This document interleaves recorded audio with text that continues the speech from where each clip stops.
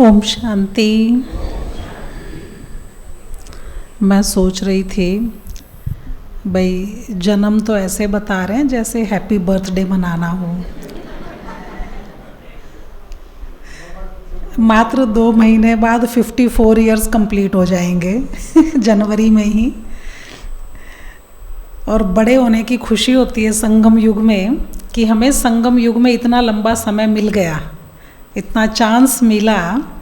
जब अपनी किशोर अवस्था में थे और जब पंजाब में बहुत आतंकवाद था और बहुत लगता था कि सब कुछ ख़त्म हो जाएगा, तब भी ऐसा फील होता था। तो ऐसे टाइम पर बाबा ने प्रदर्शनी लगवाई, माता पिता को बुलवाया, वो जाने लगे और पीछे पीछे फिर हम भी जाने लगे। इतने आसानी से नहीं गए थे, हम तो उनकी टांग खींचते थे। हम कहते थे आपका दिमाग खराब हो गया, आपको ब्रह्मा कुमारियों ने जादू कर दिया, लोगों पे काला जादू होता, आप पे सफ़ेद जादू हो गया, ऐसे उनको बोलते रहते थे। वो भी लगे रहे कि इन पे जादू हो जाए, तो दोनों लगे रहे एक दूसरे की टांग खींचने, तो उनकी जीत हो गई फिर। और बाबा का काम था ना, वो बाबा का प्रोग्राम था। आज प्रेम दीदी का अनुभव सुनते हुए, उनकी क्लास और अनुभव सुनते हुए कुछ बातें विचार में आ रही थी। जैसे उन्होंने सेवा की शुरुआत का बताया, 15 वर्ष की आयु में ही बाबा ने कहना शुरू कर दिया सेवा करो, है ना। और बढ़िया तैयार होकर गए वो बाबा से मिलने के लिए। और बहुत अच्छे उनकी लाइफ के बहुत इंटरेस्टिंग अनुभव हमने सुने हैं। और आज की क्लास भी सुन रहे थे तो मुझे लगा कि इतना दीवानापन, इतना प्यार होना ज़रूरी है जिससे ये फील हो। पानी चाहिएगा। तो इतना दीवानापन होना ज़रूरी है कि जिससे हम इस विश्व कल्याण के स्वर्ग बनाने के काम में तेज़ी से लगे रहें। अगर थोड़ा भी ढीलापन आता है तो इस कार्य में ढीलापन आ जाता है। थोड़ा भी हम कमज़ोर होते हैं तो हमें लगता है कि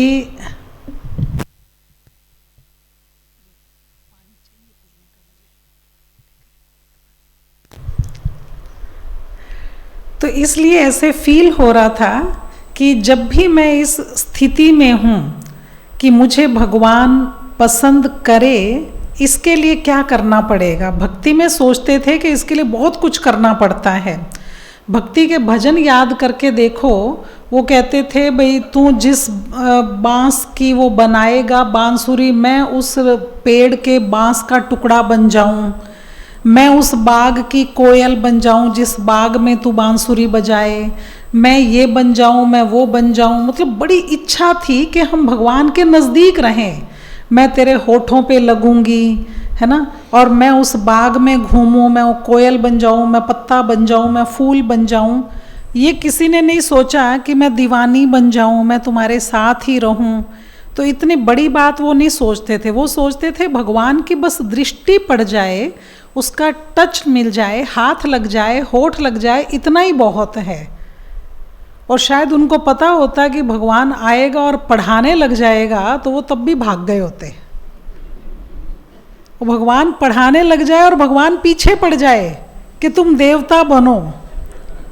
उन्होंने सोचा बट टच करने से काम चल जाएगा, ठीक है। ये थोड़ी सोचा था भगवान पढ़ाने लग जाए, रोज़ मुरली सुनाने लग जाए, रोज़ कहे मुरली याद करो, बच्चे आत्मा समझो, अशरीरी बन जाओ, बाहर बाहर प्रैक्टिस करो, इतने पावरफुल बन जाओ, तुम्हारी दृष्टि से कल्याण हो जाए। तो ये तो तब पता नहीं था, इसीलिए भक्ति में थोड़ा थोड़ा मांग कर खुश हो जाते थे। अभी जो प्रैक्टिस करनी है वो बहुत स्पेशल है।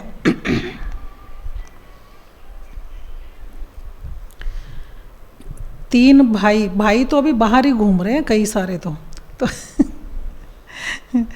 जो क्लास नहीं करना चाहते, जो बाहर घूम रहे हैं, ऐसे भाइयों का सहयोग ले लेना चाहिए। ये तो आके बैठ गए क्लास में। आपको रास्ते में आते हुए मिले नहीं? एक मिला 3 भाई, कोई जो पहले से आए हुए हैं, ऐसे कोई हैं जो कल से पहले के आए हुए हैं? कल से भी पहले आए थे? नहीं, सभी कल ही आए हैं। चलो 3 भाई भंडारे में चाहिए अभी सेवा के लिए, तो जो जा सकते हैं देख लो, क्लास तो वहाँ मिल जाएगी शायद सुनने के लिए। क्या 10 मिनट बाद जाना है क्या? तो उसमें एक चीज़ शायद बाहर वालों ने सुन लिया हो तो चले गए होंगे, तो एक तो आ गए महावीर। तो इसीलिए प्यार में दीवानापन कितना मीनिंग रखता है, मुझे याद है हमारे बहुत आदरणीय भ्राता जी हुए जगदीश भाई जी, उनकी किताब में मैंने एक बहुत इंटरेस्टिंग कहानी पढ़ी, एक इंटरेस्टिंग अनुभव और कहानी पढ़ी। वो कहानी मैं आपसे शेयर करती हूँ। उनकी किताब पढ़ने में बड़ा मज़ा आता है, जगदीश भाई जी की क्लासेस सुनने में, किताबें पढ़ने में। तो उनकी क्लासेस का संकलन है ज्ञान सरिता और कुछ अमृत कलश, कुछ ऐसा ज्ञान कलश इस तरह की। तो उसमें एक बड़ी इंटरेस्टिंग बात थी कि अफ़गानिस्तान की तरफ बहुत प्रसिद्ध एक दीवाने हुए, 2 दीवाने, लैला मजनू, सबने सुना हुआ नाम उनका। तो लैला मजनू की बहुत सारी कहानियाँ हैं और उन कहानियों में कुछ विशेषताएं हैं। वो विशेषता ये थी कि उनमें बहुत एक क्लास लव दिखाया हुआ है, जैसा बाबा चाहते हैं मेरे साथ करो, ऐसा सिर्फ समर्पण भाव, सिर्फ दीवानापन, सिर्फ देना ही देना। नहीं तो प्यार में होता है दिया तो लेना भी है, उम्मीद भी रखते हैं, लेकिन असली प्यार होता है जिसमें सिर्फ देना ही देना होता है, आशा उम्मीद नहीं होती। तो वो दिखाया उनका बचपन, छोटी उम्र। तो लैला मजनू से मिलने के लिए जाया करती थी रोज़ एक टीले पर, रेत रेत का टीला, क्योंकि वो रेगिस्तानी इलाका था और दोनों सांवले सांवले से थे, और वो ऐसा टीला था, वहाँ वो मिलने उससे जाती थी, लेकिन थे दोनों अमीर ख़ानदान के। तो वो जाते हुए बड़े से गिलास में, पीतल का था, चांदी का था, भगवान जाने, उसमें वो दूध ले जाया करती थी उसके लिए, क्योंकि प्रेम में देने का भाव होता है, भाई गए हैं तो कुछ ना कुछ गिफ्ट देना है। तो वो गिलास दूध का भर के ले जाती थी और वो दोनों बातें करते रहते थे उस टीले पर और उसको वो दूध दे देती थी। अब वो हमेशा वहीं बैठा मिलता था, लैला से पहले वहाँ पहुँच जाता था और इंतज़ार करता था। तो दूध का नहीं, लैला का। तो वो इंतज़ार करता था उसका। अब स्थिति ये थी कि अब उसने क्या किया कि वो रोज़ उसकी वेट करता था।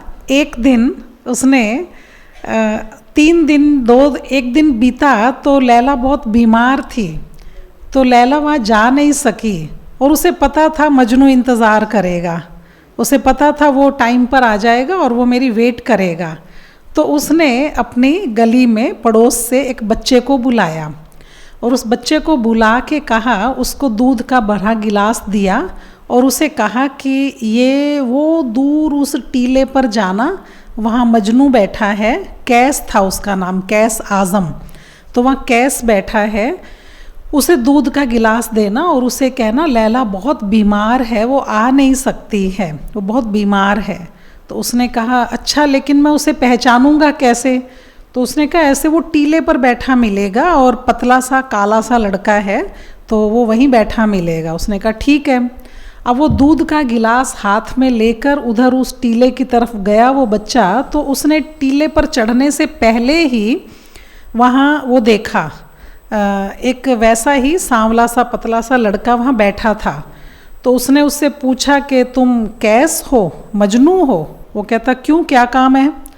कहता लैला ने दूध का गिलास भेजा है तो उसे देना है। कहते अच्छा, मैं ही मजनू हूँ। उसने कहा और उससे दूध का गिलास लिया और पी लिया फटाफट और गिलास वापस कर दिया। उसने कुछ नहीं पूछा उसके बाद और फिर वो आ गया। लैला ने पूछा कि मजनू मिला? कहते हाँ मिला। दूध दे दिया? कहते दे दिया। उसने कुछ पूछा? कहते कुछ नहीं पूछा। उसके खटक गया, उसको अपने प्रेम पे विश्वास था ना, कुछ नहीं पूछा ये सोच के लैला को फीलिंग आ सकती थी, लेकिन लैला को पता था ये मजनू से मिलकर नहीं आया। वो कहती नहीं ये हो ही नहीं सकता, वो मेरे बारे में ना पूछे, तो ये किसी और को देकर आ गया दूध, ये मजनू से मिला ही नहीं है, कैस से नहीं मिला है ये। तो अब उसको क्या कहती, मोबाइल का ज़माना थोड़ी था जो फ़ोन करके कंफर्म करे, भाई तुम्हें दूध मिला, मेरी बात हुई, कुछ नहीं। अब अगला दिन आएगा तब दोबारा कोई मिलेगा, डर भी तो था। अगला दिन आया, वो लैला बहुत बीमार थी, वो तब भी नहीं जा सकी। फिर उसने उसी बच्चे को बुलाया और फिर वैसा ही दूध का गिलास भर के दिया और जाके उसको कहा कि आज मजनू को कहना कि लैला बहुत बीमार है, लेकिन वो पूछे तो कहना। कहते अच्छा। फिर वो गया, वो टीले पर बैठा है, वो टीले पर चढ़ने से पहले ही कल वाला मजनू फिर मिल गया उसको। फिर उसने पूछा तुम मजनू हो? कहते हाँ मैं मजनू हूँ, क्योंकि उसने दूध का गिलास देख लिया उसके हाथ में। तो क्या मैं मजनू हूँ? उसने फिर उसको दूध का गिलास दिया और वो गटक गया और फिर उसने वापस कर दिया। फिर लैला ने पूछा कि मजनू मिला? कहते हाँ मिला। उसने कुछ पूछा? कहते कुछ नहीं पूछा, दूध पिया और गिलास वापस कर दिया। तो उसको फिर पूरा शक हो गया कि मजनू मिल ही नहीं रहा है और वो मेरा 2 दिन से वहाँ इंतज़ार कर रहा होगा, ये किसी और को दूध पिला के आ जाता है। तीसरे दिन फिर उसी बच्चे को बुलाया और फिर उसको कहा कि ये लैला ने दूध भेजा है, ये तो उसे बताता था, वो इसके आगे कुछ नहीं पूछता था। अगले दिन फिर उसने दूध का गिलास दिया और कहा जिसको तुमने दूध दिया 2 दिन, आज भी उसी को देना और उसको कहना कि लैला बहुत बीमार है, वैद्य जी ने कहा है उसको खून चढ़ाना पड़ेगा, उसको खून की ज़रूरत है, तो तुम तुरंत आ जाओ। अब वो तो हक रखती थी ना, तो तुम तुरंत आ जाओ खून देने के लिए। उसने कहा ठीक है। फिर गया, फिर उसने पूछा तुम मजनू हो? कहता हाँ मैं मजनू हूँ। उसने दूध का गिलास दिया, उसने दूध पिया। उसने कहा लैला ने दूध भेजा था ये, और लैला बहुत बीमार है और वो वैद्य जी ने कहा उसको खून चढ़ाना पड़ेगा, तुम खून देने तुरंत आ जाओ। तो वो हंसने लग गया, मैं नहीं हूँ वो खून देने वाला मजनू, वो टीले पर बैठा 3 दिन से, वो खून देने वाला मजनू है, मैं तो दूध पीने वाला मजनू हूँ। वो खून देने वाला मजनू तो वो है, मैं तो सिर्फ दूध पीने वाला मजनू हूँ। तो उसने जाके लैला को वैसा ही बता दिया, लैला को तो पता ही था। अब सोचने की बात है अपने ऊपर, मैं कौन सा मजनू हूँ?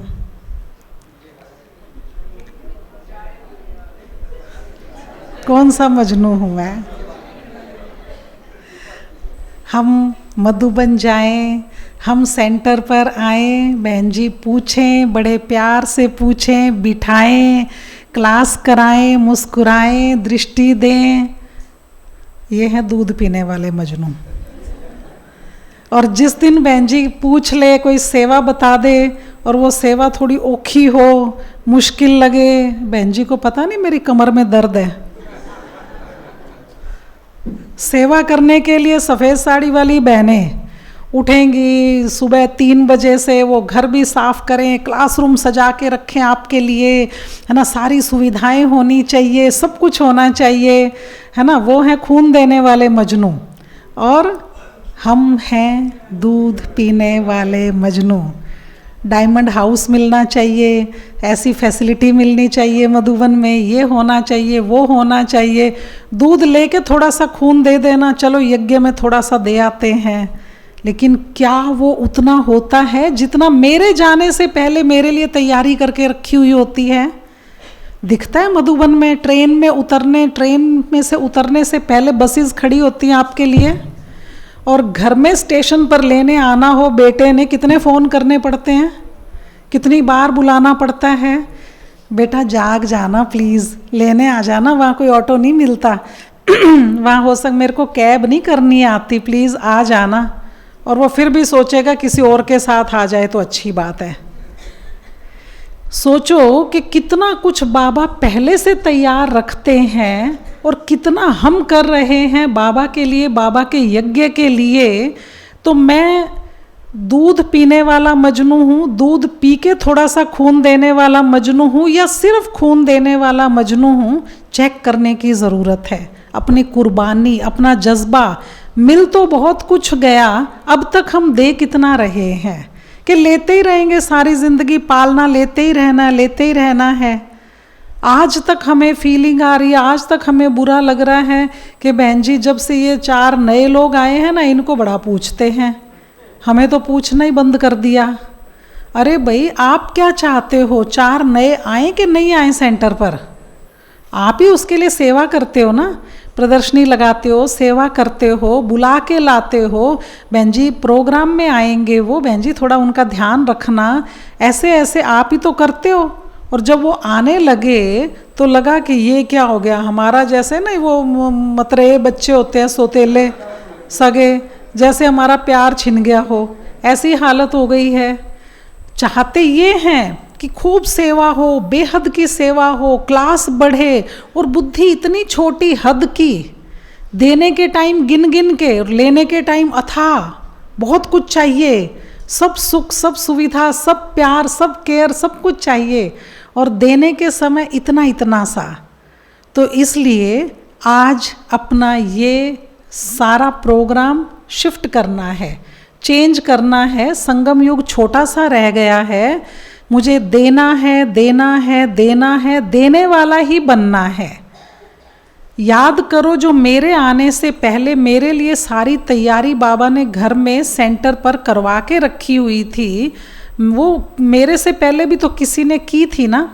मैं आने वालों के लिए क्या कर रहा हूँ?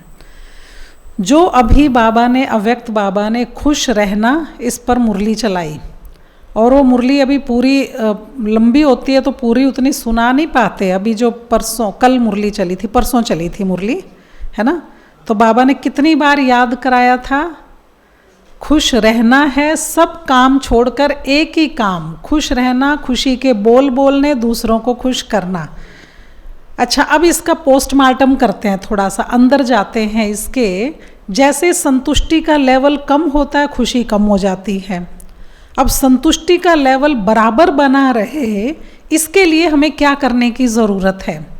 संतुष्टि का लेवल बना रहे, इसका चार्ट रखेंगे क्या, मैं आज संतुष्ट हूँ या खुश हूँ?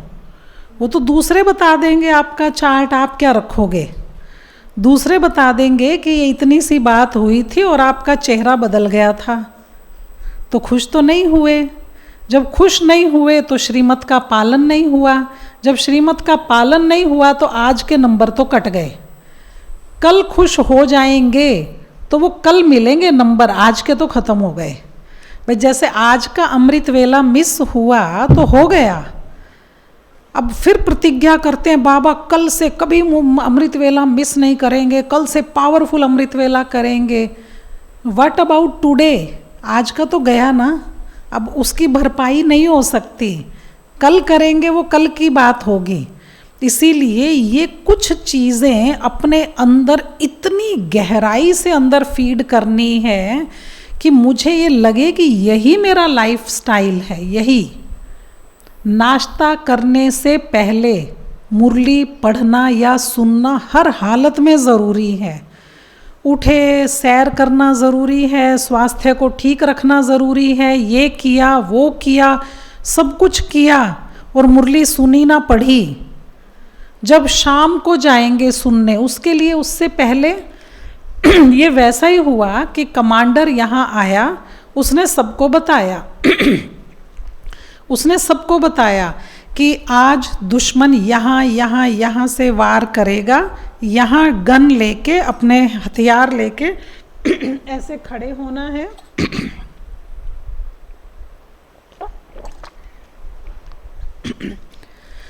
इस तरह खड़े होना है, ऐसे मोर्चा संभालना है, ऐसे डिफेंस करनी है और ऐसे अटैक करना है। कमांडर ने आज सुबह सबसे मीटिंग की और सबको बता दिया। सारा दिन दुश्मन वार करेगा, सारा दिन का उसने प्लान बता दिया। और फिर शाम को आप विजयी हुए, नुमा शाम योग में बैठे, चेहरे पर मुस्कुराहट, क्रोध ने वार किया, आप गुस्सा नहीं किया, आपने फीलिंग आने वाली थी, आपको नहीं आई। कईयों ने कहना नहीं माना, कईयों ने आपके विरुद्ध काम किया, बट आपको फिर भी फीलिंग नहीं आई, आप विजयी रहे। कोई ना कोई बात पे अपमानित हुए थे, लेकिन आपने फिर भी माफ़ कर दिया और आप मुस्कुरा सके, आप विजयी हुए। लेकिन ये क्यों हुए?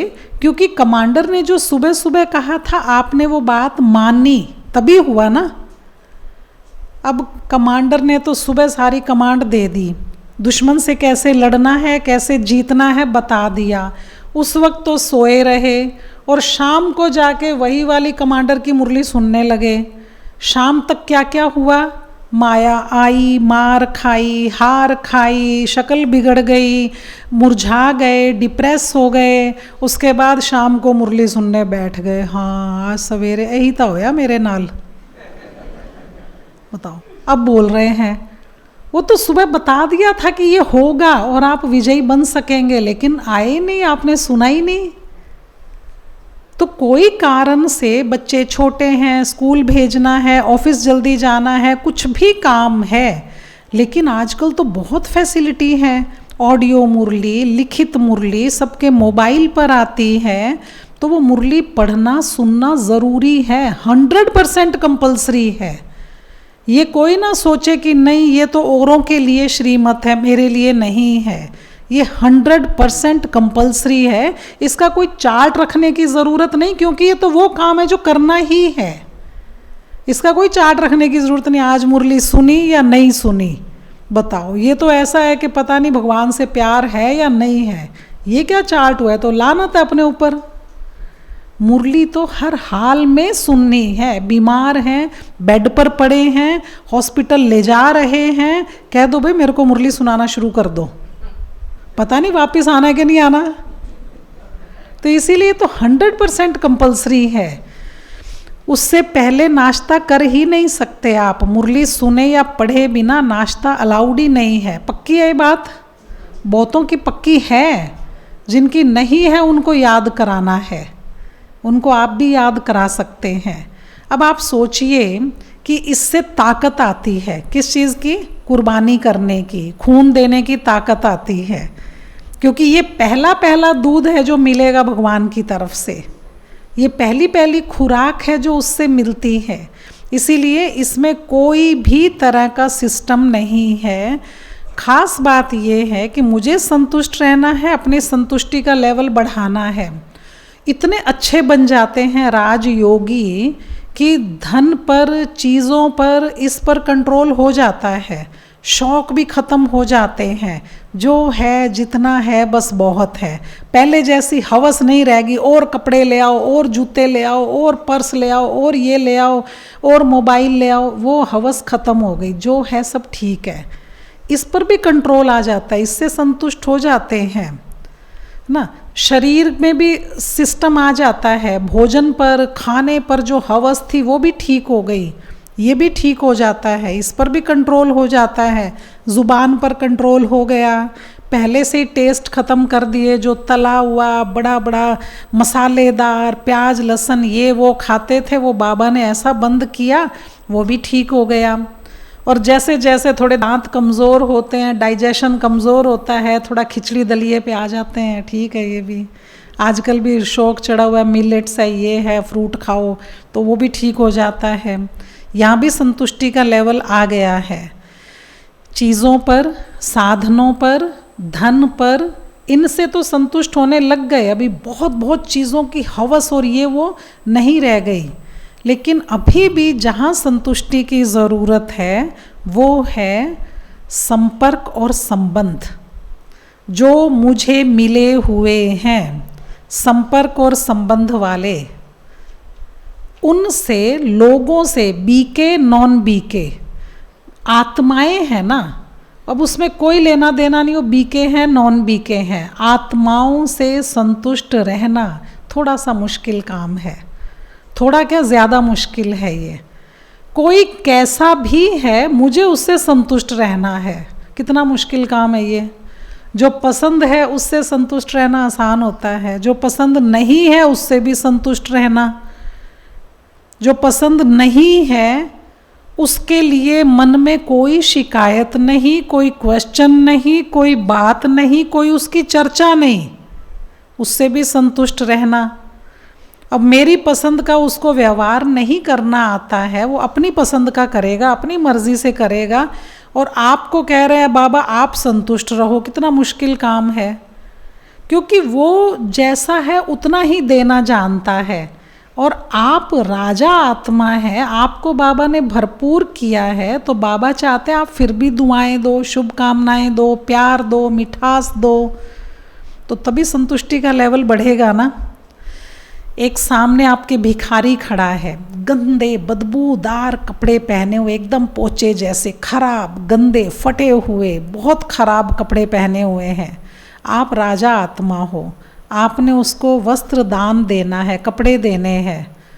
आपके खराब उतरे हुए कपड़े भी वैसे होंगे जैसे भिखारी ने पहन रखे हैं, तो आप कैसे कपड़े दोगे? जैसे भिखारी ने पहन रखे हैं वैसे? तो कैसे दोगे? अपने जैसे दोगे ना, अपनी औकात के अनुसार दोगे ना।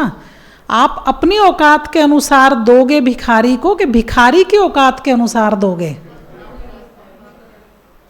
तो जब गुस्सा आता है, जब असंतुष्ट होते हैं, तब क्यों भूल जाते हैं ये बात? तब क्यों भूल जाते हैं? नहीं, इसकी औकात ही ऐसी है, ये यही सुन के राजी है, इसको जब तक डांटो नहीं ना ये काम ठीक करता ही नहीं है। ये उसकी औकात है डांट खाने की, वो गलतियां करता है, वो बुद्धू है, पर आप उसकी औकात के अनुसार थोड़ी दोगे। आप तो अपनी औकात के अनुसार दोगे। स्वमान युक्त बोल, मीठे बोल, वरदानी बोल, फिर भी उसको स्वमान देना। तो ये सोचो कि मुझे अपनी औकात के अनुसार देना है, उसकी औकात के अनुसार नहीं। उसको सारी दुनिया डांटती है तो आप भी डांट रहे हो, तो आप कैसे हुए? सारी दुनिया जैसे ही हुए आप तो। मूर्ख है वो, गलतियां करता है, उसको सब डांटते हैं और आप भी डांट रहे हो, तो ये तो कोई बात नहीं बनी ना। ये तो आप तो महान हो, देवता बनने वाले हो, राजा आत्मा हो, आपने उसे कैसे देना है? अपनी औकात के अनुसार। आपकी औकात क्या है? आपकी औकात क्या है? डांटना, गालियां देना या प्यार देना? प्यार देना, रिस्पेक्ट देना, सम्मान युक्त बोल बोलना, स्वमान देना, वरदानी बोल बोलना, खुशी देना, उसको ऐसी बात कहना जिससे उसका चेहरा खिल जाए, ये आपकी औकात है। उसकी चाहे कुछ भी हो। तो ये बात याद रखनी है कि मैं राजा आत्मा, देव आत्मा हूँ, मैंने हर एक को अपनी औकात के अनुसार देना है, तो संतुष्टि का लेवल बढ़ेगा। जब संतुष्टि का लेवल बढ़ेगा तो खुशी का लेवल बढ़ेगा, और जो खुश होगा उसको कहना नहीं पड़ेगा लो मैं खुशी बांट रहा हूँ, ले लो मेरे से। ऑटोमेटिक वाइब्रेट करती है उससे खुशी, उसको कहना नहीं पड़ता है, अपने आप होता है। ये अटेंशन देने की बात है। अच्छा, इससे मुझे क्या फ़ायदा होगा? आपको कोई फ़ायदा होगा इससे? वो आपको उल्टी सी बात बोल देवे तो आपको फीलिंग ही नहीं आएगी, आप फीलिंग प्रूफ बन जाएंगे, क्योंकि आपके पास कवच बना हुआ है और आप देने वाले हैं। तो देने वाला लेने की उम्मीद ही नहीं रखता, चाहे वो गुस्सा करे, चाहे वो अपमान करे, चाहे वो सम्मान करे, वो उम्मीद ही नहीं रखता। तो इसीलिए उसको फीलिंग नहीं आती है। फीलिंग प्रूफ बनना बहुत बहुत बड़ी मंजिल है। ऐसा आदमी हीरे जैसा लगता है। आप सिर्फ इमेजिन करके देखो, आपके पास ऐसा दोस्त है, बीके है, या परिवार में बंदा है जिसको आप इजीली कुछ भी समझा सकते हो, कुछ भी कह सकते हो, और वो फिर उसके बाद हाँ जी अंकल, हाँ जी भाई जी, फिर मुस्कुरा के बात करे, उसको फीलिंग नहीं आती हो। आपको कितना अच्छा लगेगा ना वो, आपका अंदर उससे लेके प्यार जागृत होगा उसके लिए। आपको वो बंदा कितना अच्छा लगता है जिसके लिए आप इजी हैं, जिसको आप कुछ भी कह सकते हैं, जिसको आप कुछ भी समझा सकते हैं। आपको फ्रस्ट्रेशन हो तो आप उसे डांट भी सकते हैं और उसको फिर भी फीलिंग नहीं आती, वो फिर मुस्कुरा के बात करता है आपसे। आप कहोगे ऐसा तो या देवता हो सकता है या कोई रोबोट हो सकता है, लेकिन आपको अच्छा लगता है वो व्यक्ति। तो अब आप सोचिए, जब आप ऐसे बन जाएंगे तो आप अच्छे नहीं लगेंगे।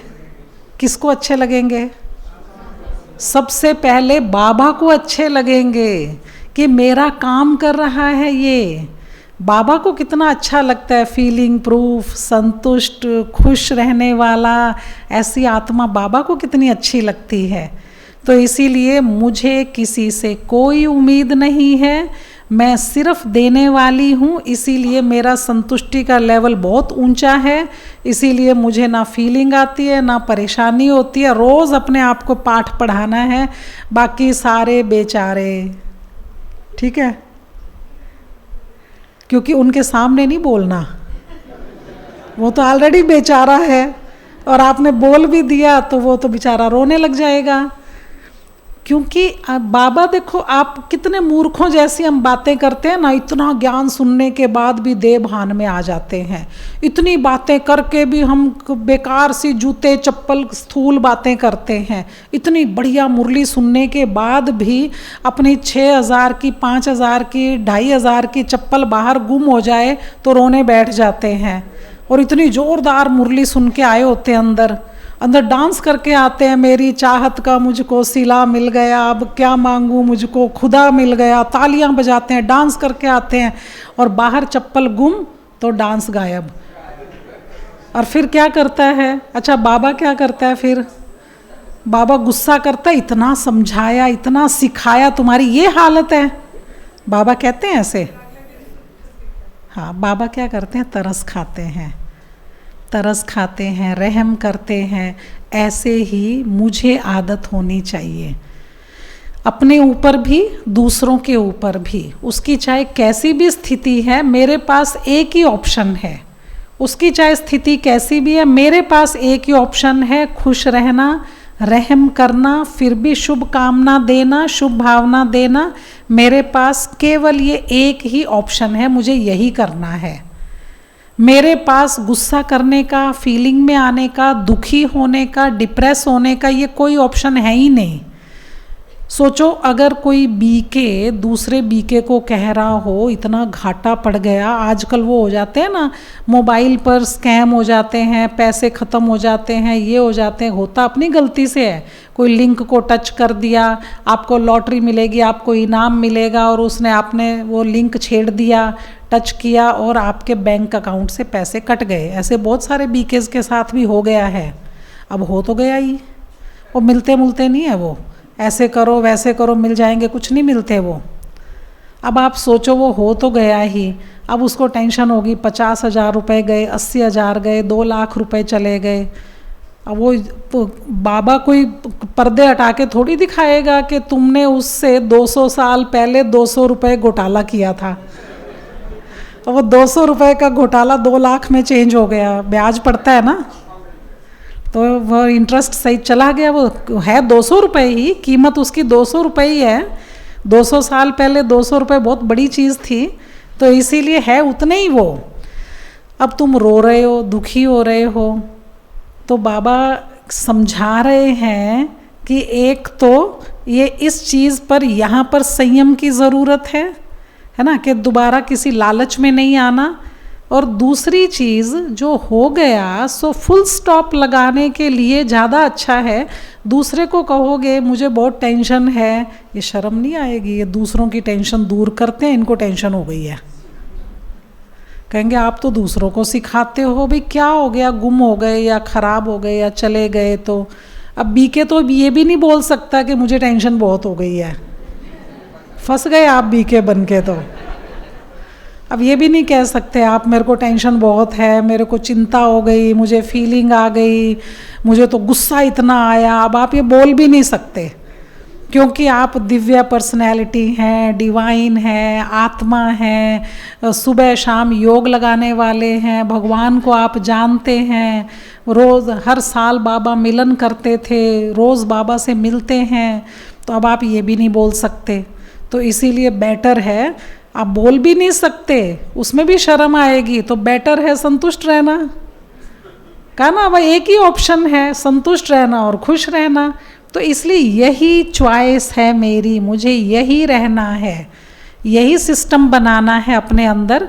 तो इसकी स्थिति, आपकी स्थिति आपको बताएगी, आपकी स्थिति रिफ्लेक्ट करेगी। आप खुद फील करेंगे कि ये बहुत बहुत अच्छी स्थिति है, जिससे मुझे खुशी मिल रही है, खुशी बढ़ रही है मेरी, आप खुद महसूस करेंगे। नंबर 2, संतुष्ट रहना आत्माओं के साथ, क्योंकि आत्माएं ही तो पेपर लेती हैं। और उसमें भी अब बाहर की आत्माएं, दुनिया, उनसे जब बहुत सेवा में लग जाते हैं ना, उनसे रिलेशन कम हो जाते हैं। सारा परिवार ज्ञान में है, अब सारा दिन बीके से ही रिलेशन है। एक भाई ने बताया, हीरों की जो फैक्ट्री है ना, तो उसमें जो हीरे के बीच में फ्लॉ होता है, तो वो फ्लॉ निकलता नहीं है, वहाँ से ही हीरे को काटना पड़ता है। वो हीरे का साइज़ छोटा हो जाता है, साइज़ छोटा होने से उसकी कीमत भी कम हो जाती है, और उसके कोने तराशने के लिए, उसका डिज़ाइन बनाने के लिए तो हीरों की चक्की होती है, ऊपर और नीचे पार्ट वो चक्की वो होती है, जैसे आम चक्की होती है गेहूँ पीसने की, वैसी ही चक्की होती है, और उस पर हीरे ही लगे होते हैं, हीरों का ही चूरा होता है दोनों पार्ट पे। अब वो ठीक है, वो हाथ से नहीं पीसने, वो बिजली से चलेगी, और उसमें हीरे डाले जाते हैं, उसमें हीरे तराशे जाते हैं, ऐसा उसने बताया। जो हीरों की फैक्ट्री में उसने देखा, तो अब हीरे तराशने के लिए क्या चीज़ यूज़ हो रही है? हीरे, डायमंड। डायमंड ही डायमंड को तराशेगा, क्योंकि डायमंड से ही डायमंड कट होता है। वो लोहे से, चाकू से, पत्ती से तो कट होगा नहीं, है ना, ज़मीन पे घिसने से नहीं घिसेगा वो तो बहुत बहुत स्ट्रॉन्ग हार्ड चीज़ है। तो हीरे ही हीरे को तराशते हैं। तो आप कौन बनने वाले हो? हीरे, डायमंड बनने वाले हो। तो आपका पेपर लेने कौन आएगा? है ना, आम आदमी थोड़ी आपका एग्ज़ाम ले सकता है, हीरों से ही पेपर होएगा ना आपका। तो हीरे ही पेपर लेंगे आपका, वही टेस्ट लेंगे, हीरे ही हीरों को तराशेंगे। तो इसीलिए जो पहले जो तराश रहे हैं वो खुद तराशे हुए हैं। जो तराश रहे हैं वो कौन है? जिनकी रगड़ाई हो चुकी है ना। अब कोच कौन बनता है? जो कितनी बार गिर चुका, कितनी बार चोट खा चुका, कितनी बार जीत चुका, वो कोचिंग दे रहा है ना। तो नया आदमी कैसे कोचिंग देगा? तो आपको जो कोचिंग दे रहा है, आपको जो तराश रहा है, वो ऑलरेडी हीरा ही है। आज हमें लगता है बड़ी दीदियाँ क्लासेस करा रही हैं, वो तो क्लास ही कराती हैं। इतना हंसा रहे थे एक दिन प्रेम दीदी, कहते कि पहले हम भी ईंटें उठाते थे, तगारियाँ उठाते थे, मिट्टी उठाते थे, आज हम इनॉग्रेशन करते हैं, शिलान्यास करते हैं। तो वहाँ तक पहुँचने के लिए वो सारी मंजिलें उन्होंने पार की है ना। वो सारा छोटे का, बचपन का, जवानी का, झाड़ू पोछा करने का, ज्ञान सुनाने का, है ना, चत्ती वाली साड़ी पहनने का, उसको एक साइड से दबा के पहनने का जो दूसरी तरफ दिखे नहीं। तो इस तरह से वो सारे अनुभव करके आगे बढ़े हैं ना वो। तो इसीलिए हीरे ही हीरों को तराशेंगे। तो मुझे तराशा जा रहा है, हीरे के द्वारा तराशा जा रहा है, तो खुशी की बात है ना। साधारण आदमी थोड़ी आपको सुधार सकता है। तो इसीलिए ये भी एक अच्छी बात है कि भगवान ने जिनको तैयार किया है, सेलेक्ट किया है, तराशा है, वो आगे मुझे अच्छा बनाना चाहते, मेरी चमक बढ़ाना चाहते हैं, मुझे बहुत बढ़िया चमकीला हीरा बनाना चाहते हैं, भगवान का नूर बनाना चाहते हैं, वो ये सेवा कर रहे हैं। तो क्या हो गया, थोड़ा सहन करना पड़ा, तो रगड़ाई तो होती है। अब रगड़ाई हुए बिना चमक कैसे आएगी?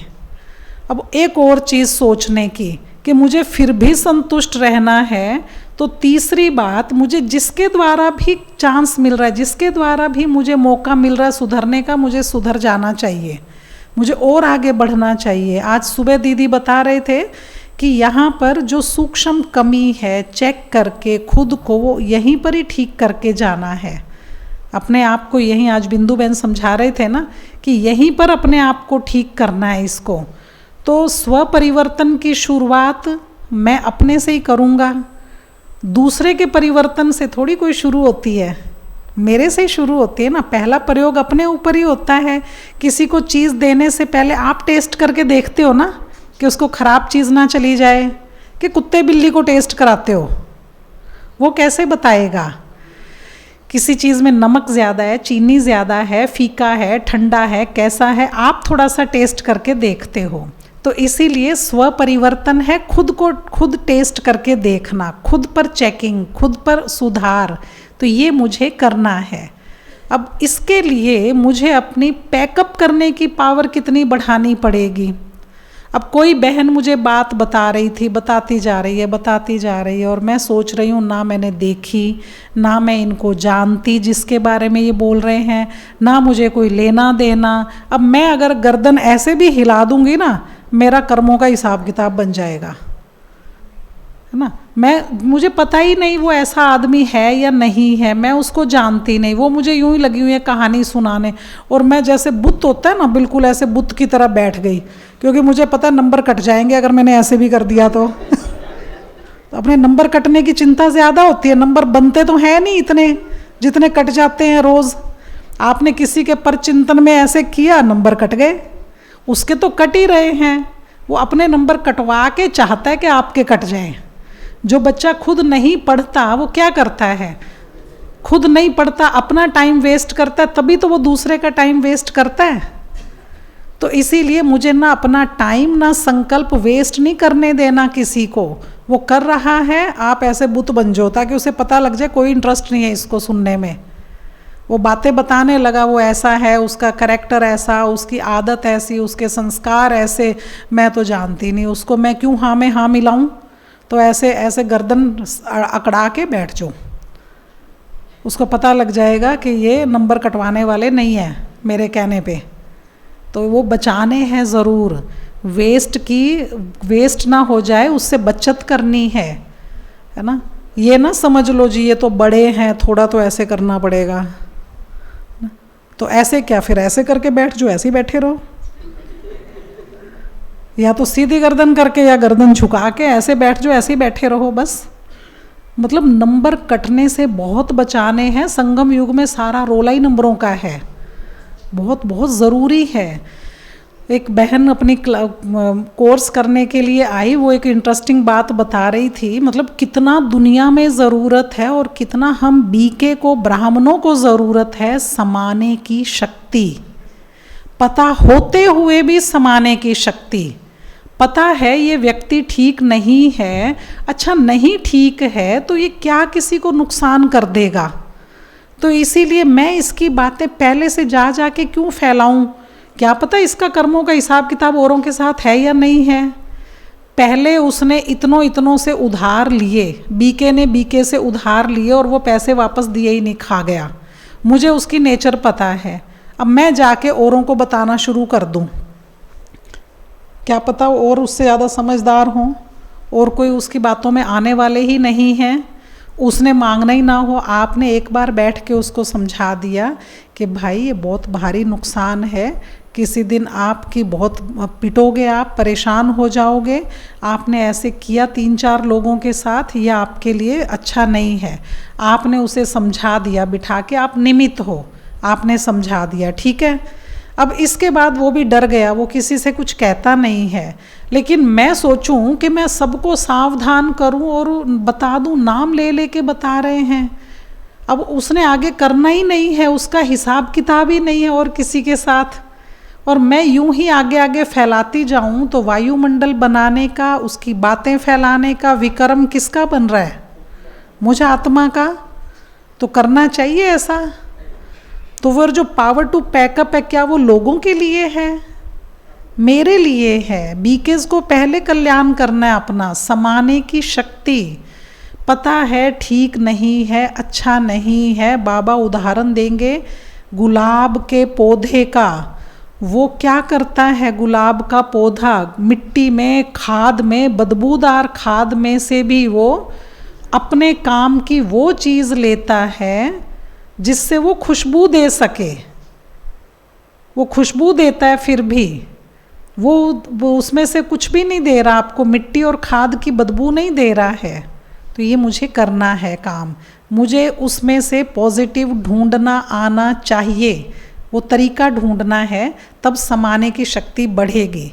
और ये वो चौथी बात है जो अपने अंदर भरनी ही है। समाने की शक्ति जितनी अच्छी, संतुष्टि का लेवल उतना अच्छा। जितने ज़्यादा संतुष्ट उतने ज़्यादा खुश। तो उसमें हुआ उसके साथ जो एक बहन कोर्स करने के लिए आई, और कोर्स करने के लिए आई तो वो बेचारी अपनी बात बताने लगी। मैं उसको समझा रही थी समाने की शक्ति, एडजस्ट कर लेना, बहुत सारी बातें आती हैं दुनिया में, ऐसे ऐसे कर लेना। तो अष्ट शक्तियों का लेसन उसे पढ़ा रही थी। तो पढ़ाते पढ़ाते वो बोली कि अच्छा दीदी आपने मुझे तो समझा दिया, मैं चाहती हूँ मेरी सास को मैं लेके आऊँ तो आप उसको भी समझा देना। मैंने कहा ठीक है। अब आप ये सोचो कि अब नेचुरली सास उससे तो समझेगी नहीं, तो कोई दूसरा बंदा ही आके समझाएगा। तो फिर वो बताने लगी, घटना इतनी अच्छी, इतनी इंटरेस्टिंग घटना है वो। तो बताने लगी कि कैसे दुनिया में आदत पड़ी होती है। आज से उस वक्त जब वो बता रही थी, उस वक्त 22 साल पहले उसकी शादी हुई थी और बहुत पढ़ी लिखी, बहुत इंटेलिजेंट वो चंडीगढ़ पंजाब यूनिवर्सिटी में, प्रॉपर चंडीगढ़ में पंजाब यूनिवर्सिटी में वो बॉटनी की प्रोफेसर, और उसमें 1 साल 2 साल के लिए HOD भी बनते हैं, हेड ऑफ द डिपार्टमेंट भी रही हुई, बहुत इंटेलिजेंट लेडी। और जो उसकी सास है वो केंद्रीय विद्यालय में प्रिंसिपल, कई अवार्ड उसको मिले हुए, वहाँ से रिटायर हुई। मतलब पूरा एजुकेटर्स का परिवार उनका। उसका युगल बहुत अच्छे पढ़े लिखे प्रोफेसर चितकारा यूनिवर्सिटी में, और उसके और भी लोग, तो उसके ससुर भी, तो बहुत अच्छा, सिर्फ एजुकेशनिस्ट का परिवार वो। और उधर जहाँ से वो आई है वो परिवार जो है वो फौजी अफसरों का, जो उसके फादर हैं वो बड़ी पोस्ट ब्रिगेडियर थे। तो अब जब उसकी शादी हुई, वो पटियाला में थे, तो उसने बताया कि मेरे फादर ने मेरे ससुर को मिनट मिनट प्रोग्राम भेजा, इतने बजे बारात वहाँ से चलेगी। फौजी ऑफिसर थे ना वो, तो इतने बजे वहाँ से बारात चलेगी, फिर वहाँ तक आप आएंगे, टेंटेटिव भीड़ है, ये है, इतने बजे तक आप पहुँच जाएंगे, फिर वहाँ आपका स्वागत होगा, वहाँ रिसेप्शन होगा, फिर आप पटियाला में प्रवेश करेंगे, फिर यहाँ फलां फलां रिजोर्ट में, यहाँ आपको बढ़िया, गर्मियों के दिन थे तो यहाँ बढ़िया मैंगो शेक पिलाया जाएगा आपको, और ऐसे ऐसे उसने आगे का प्रोग्राम। फिर आप मंडप में उस स्थान पर पहुँचेंगे, दूसरे पैलेस में, वहाँ मंडप, जयमाला और पता नहीं क्या क्या जो जो रस्में होती हैं वो होंगी। फिर वहाँ से घर आएंगे, घर से विदाई होगी, सारा प्रोग्राम उन्होंने उनको लिख कर भेजा हुआ था, और बिल्कुल एक्यूरेट वो वैसे ही किया उन्होंने। वो उसी टाइम पर चले, वैसे वैसे ही पहुँचते गए। अब सीन बना के देखो ज़रा, एक जगह बहुत अच्छा रिसेप्शन हुआ, बहुत स्वागत हुआ उनका, फिर उसके बाद वो वहाँ आए जहाँ उनको मैंगो शेक पिलाना था, ठंडा ठंडा बढ़िया मैंगो शेक पिलाना था। अब वो उस पैलेस में पहुँच गए, और वहाँ कुदरती उस दिन ऐसा हुआ कि लाइट चली गई। अब लाइट चली गई तो उधर जितने AC लगे हुए थे AC बंद हो गए, गर्मी तो बहुत थी। चलो खैर, पंखे पुंखे फराटा ये वो चला दिया गया। उससे बड़ा नुकसान ये हुआ कि बढ़िया वाइट यूनिफॉर्म में उनके जो वेटर होते हैं, ये होते हैं, ये सब वहाँ तैयार थे। बढ़िया मशीनें, स्टील की बड़ी बड़ी मशीनें जिसमें मैंगो शेक बनना था, मिक्सी जो होती है, साधारण मिक्सी नहीं, बड़ी मिक्सी, टोकरे भरे हुए आमों के, 100 लोगों के लिए मैंगो शेक बनना था और तुरंत बनना शुरू हो जाना था। तो बढ़िया खुशबूदार बड़े बड़े आम के टोकरे भरे हुए हैं, बनाने वाले तैयार हैं, मशीनें तैयार हैं, बर्फ़ है, ये है, दूध है, ऊपर ड्राई फ्रूट है, सब कुछ है, लेकिन लाइट नहीं है, बिजली नहीं है। अब चलेंगी कैसे? ना मशीनें चली, ना मैंगो शेक बना, वेट करते रहे। वो क्या जनरेटर चलाया, जनरेटर से 2-4 पंखे चल गए, 1-2 AC चल गया, बट वो मशीन तो नहीं चली। वो बड़ी मशीन थी, जितनी भी थी 5-6 रखी हुई थी, वो नहीं चली। तो फिर उसके बदले में जूस मंगवाया, ये मंगवाया। ब्रिगेडियर साहब के पसीने छूट गए, भाई जो बात कही थी वो पूरी नहीं हुई। उन्होंने तो पूरी की, वो तो टाइम पर चल रहे थे। तो उन्होंने कहीं से जूस मंगवाया, कहीं से पनीर के पकोड़े मंगवाए, ये मंगवाया, मतलब काफ़ी कंपनसेट करने की कोशिश की, लेकिन वो मैंगो शेक तो नहीं मिला उनको। तो उन्होंने खड़े होकर स्टेज पे माफ़ी मांगी, ये किया, और वो आगे चल दिए। शादी हो गई। अब स्थिति देखो, शादी हो गई, लड़की घर आ गई, पढ़ी लिखी समझदार लड़की वो घर आ गई। अब वो जब भी कोई ऐसी बात अपने युगल को कहे, अपने हस्बैंड को, कि भाई तुम्हें वहाँ जाना चाहिए, तुम्हें प्रॉमिस नहीं तोड़ना चाहिए, यू शुड बी कमिटेड, है ना, you should keep your promise, अपने हस्बैंड को समझाती, पीछे से उसकी सास बोलती, रहने दे तू, मेरे बेटे को ना प्रॉमिस कीप करना, ये वो कमिटमेंट सिखा, देखी तेरे बाप की कमिटमेंट मैंने, तू मेरे पुतनू ना सिखाए चीज़ा, क्या कमिटमेंट देखी तूने, मैंगो शेक तो पिलाया ही नहीं। अब कहती वो उसके बाद बच्चा आ गया, फिर वो बच्चा बड़ा हो, बच्चे को कुछ कुछ अच्छी अच्छी चीज़ें समझाए, पढ़ी लिखी माँ थी, उसको अच्छे संस्कार दे रही थी, बच्चे को कोई चीज़ समझाए, बेटा मम्मा ने ये किया, दादू को देकर आओ, जो आपने कहा है वो आपको करना चाहिए। जैसे वो किसी बात पर समझाती थी कि अपना प्रॉमिस रखो, जो कहा है वो करो, कमिटमेंट होनी चाहिए, तभी उसकी सास बीच में बोल पड़ती थी। और एक दिन में 2 बार तो मैंगो शेक जरूर याद कराती थी। अब सोचो 22 साल में कितनी बार उसने उसको मैंगो शेक याद कराया कि बेचारी जो उसकी शादी में गए थे 100-125 लोग, इतने अमीर अच्छे घरों के, उन्होंने घर में 1000 बार मैंगो शेक पी लिया होगा, लेकिन वो वाला मैंगो शेक नहीं पिया उन्होंने। पीछा नहीं छोड़ा। आज 22 साल हो गए कहती, और उसके बाद अब तो और भी कितने हो गए होंगे, तो 22 वर्ष हो गए कहते, मेरी मदर इन लॉ ने वो मैंगो शेक का पीछा नहीं छोड़ा। आज तक वो मेरे बाप पर, माँ पर, मुझ पर, सब पे टॉन्टिंग करती रहती है। और आप कहते हो पैकअप करने की पावर लाओ, कहाँ से लाऊं कहती आप कहते हो पैकअप करो। अब आप सोचो कि दुनिया में तो ऐसे ही लोग मिलेंगे, अगर बीके भी ऐसे हों तो कैसे काम चलेगा। बीके भी बात को फुल स्टॉप लगाते ही नहीं, खींचते रहते हैं, इलास्टिक की तरह खींचते रहते हैं। कितना अजीब लगता है। अरे भाई पीछा छोड़ दो उस बात का, कल्याण करना है, दुनिया का स्वर्ग बनाना है, आप नरक वाली बात के पीछे पड़े हो अभी तक। उजाले में जाना, इधर अंधेरा ही नहीं खत्म हो रहा आपका। तो इसीलिए बहुत बहुत ज़रूरी है, बहुत जल्दी ये काम करना है कि मुझे संतुष्ट होना है, अपना फीलिंग प्रूफ बनना है, स्थिति बहुत ऊंची बनानी है। और ये काम अब नहीं करेंगे तो कब करेंगे, पूछो अपने आप से। अब नहीं करेंगे तो कब करेंगे फिर। तो इसीलिए मेरा ये काम है कि मुझे अपना बीके लाइफ की क्वालिटी अच्छी करनी है। वही पुरानी बीके लाइफ चली आ रही है, जैसी 20 साल पहले ज्ञान में चले थे वैसे आज है। तब भी रोना आता था, आज भी रोना आता है। तब भी गुस्सा आता था, आज भी गुस्सा आता है। तब भी कोई मेरी चीज़, मेरा बंदा, मेरा ये, उससे कोई बात कर लेता था तो मेरे कुछ ईर्ष्या होती थी, कुछ आग सी लगती थी, कुछ झुलसते थे। आज भी वैसे ही हो रहे हैं। बताओ, अब तब भी ये हालत थी, आज भी ये हालत है, तो सुधार कहाँ हुआ? सुधार क्या हुआ? घर का कोई बंदा, घर का कोई ये, और उसके पास चला गया, घर में देवरानी जेठानी ये वो आपस में तब भी टसल थी, आज भी है। तब भी हमारा बच्चा अगर अपनी चाची की बड़ाई कर देता था तो मेरे आग सी लगती थी, आज भी लग रही है। तो सुधार तो कुछ हुआ ही नहीं। तो ये इसका अर्थ है कि मुझे अब अपने ऊपर काम करना है। सारी चीज़ें ठीक है, मुझे पता तो लगना चाहिए कि मेरी संतुष्टि का लेवल इतना डाउन है कि मुझे इतनी सी बात से दुख हो जाता है। ये मेरी हैसियत है, ये मेरी औकात है।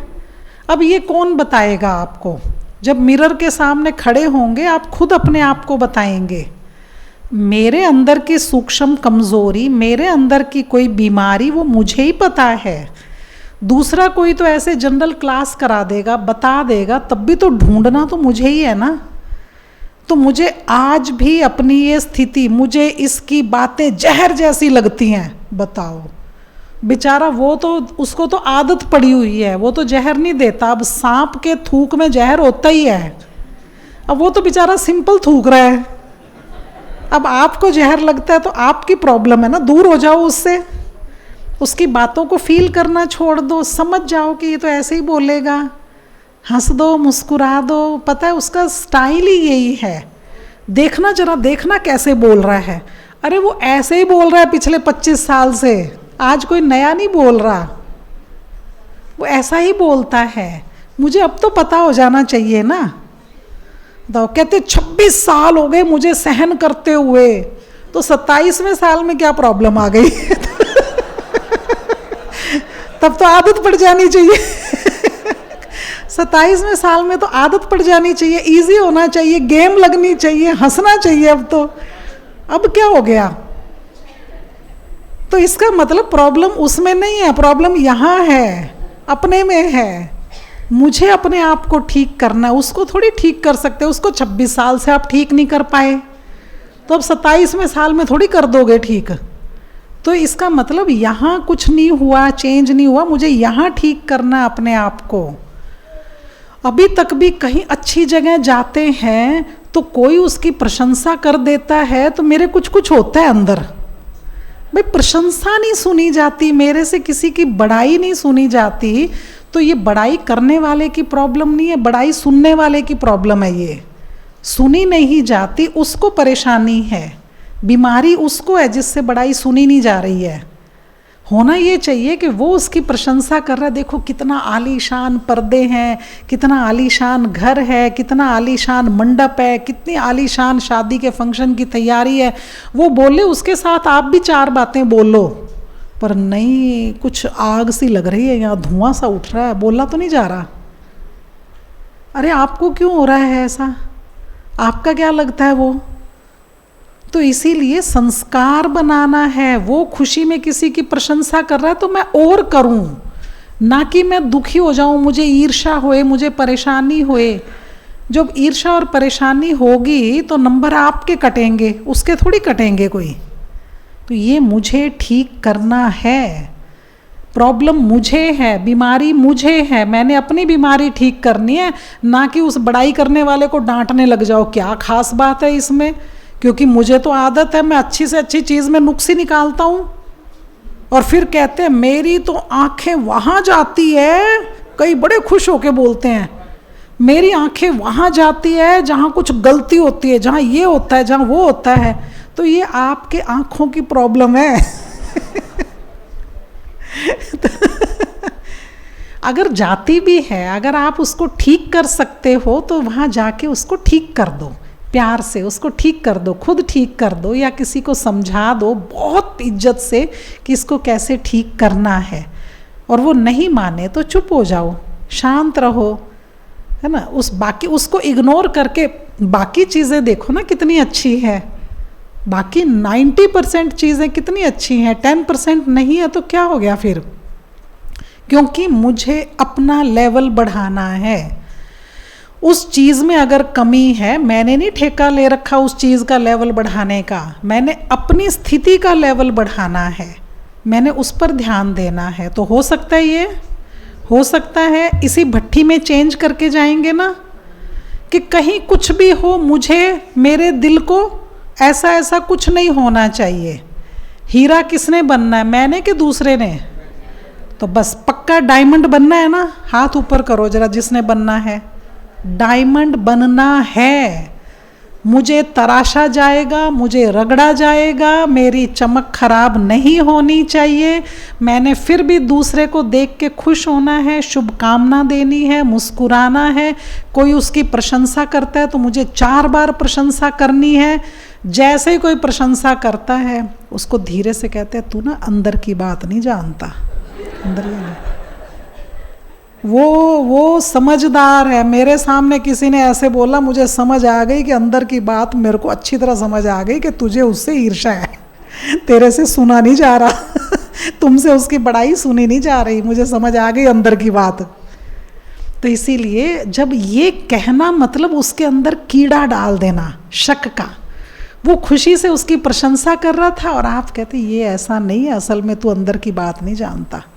ये कह के आपने अपना शो कर दिया कि मैं उससे जलता हूँ, मैं परेशान हूँ, मैं उससे ईर्ष्या करता हूँ, आपने शो कर दिया। अरे आपका क्या जाता है, वो उसकी प्रशंसा करता है, उसका फैन है, तो आपको क्या जाता है?